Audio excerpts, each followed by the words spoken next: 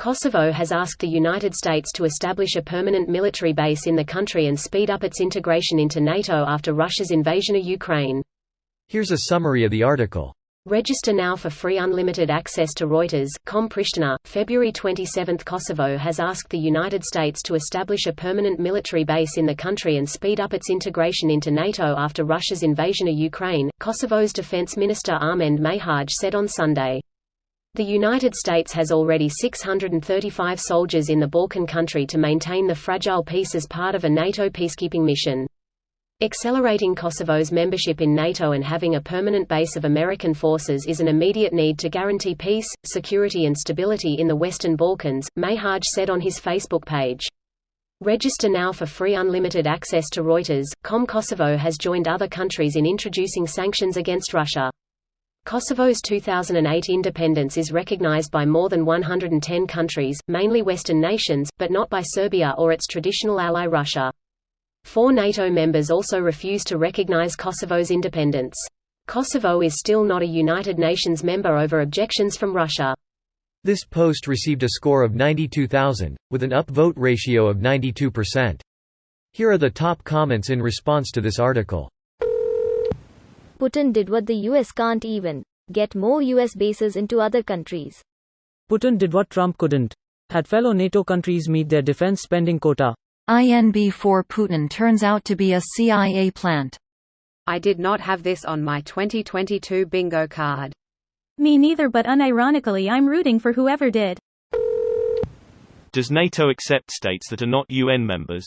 I think the more important fact is that not every NATO state recognizes Kosovo as a country. They'll still get their military base though. The USA just throws them out everywhere nowadays. That will give them a lot of protection even if they don't join NATO, but having a US military base in their country is a huge gamble to take. It doesn't always go well. The US has already a non-permanent, whatever that means, military base in Kosovo. Look up Camp Bondsteel. Other NATO members of the so-called KFOR unit, e.i.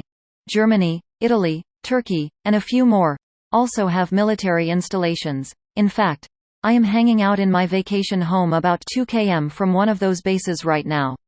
And let me tell you, in a country with a rather aggressive neighbor, there isn't quite anything more relaxing than hearing friendly military aircraft above your head every morning. Smiley face. Greater than the US has already a non-permanent, whatever that means, military base in Kosovo. I think that generally means that by declaring the institution temporary but perpetually renewing it, you can circumvent various laws and treaties that would prevent the base from existing. I suspect it also might be politically easier to support something that's temporary on paper. Like the one in Honduras, as has been temporary since 2009 to skirt a part of their constitution that prohibits permanent foreign military bases. Putin's invasion is biting him in the ass when it comes to wanting to reduce the influence of NATO. Not to mention the absolute pummeling the Russian economy is taking, along with oligarchs seeing their fortunes and assets are at risk. 20 years of building up soft power, basically since 1998 financial crisis, gone in weeks.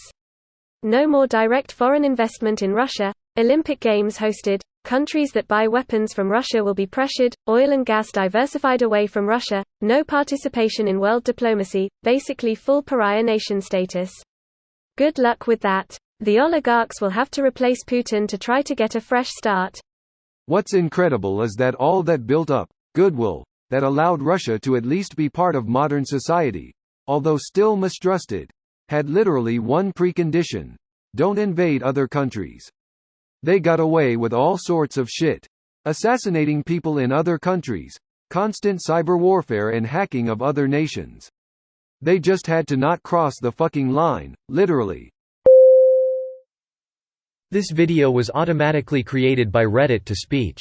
The article and comments in this video were selected from Reddit according to their upvotes, and any paraphrasing was performed by smmry.com, without any human intervention.